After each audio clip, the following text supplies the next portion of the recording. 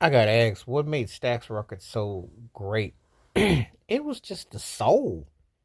It's the most soulfulest blues label of all. Motown will be the mothership of the record labels, especially for black pop music. Um, Philadelphia International, and then of course you had boutique labels and with LaFace Records and other things.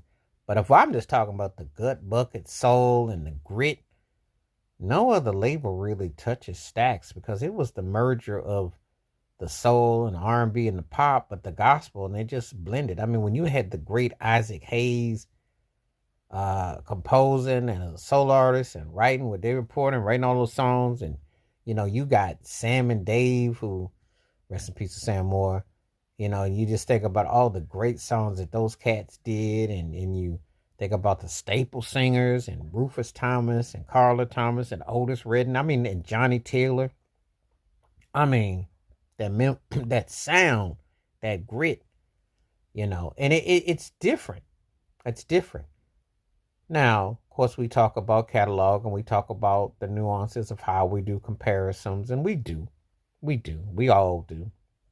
We always want to say, well, how would this one compare to that?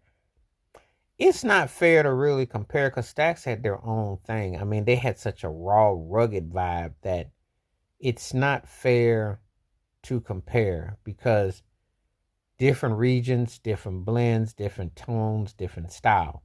But I will say, if you wanted that gut bucket raw soul down home, you listen to Stax. If you were more into your polish and your shine, then you kind of went with Motown. And if you wanted sophistication, you went Philadelphia International. And they all hit, but they all had top quality material, just done a different way, how it would come off. But Stax, excuse me, Stax hit you like, it just hit you like boom. It didn't let up.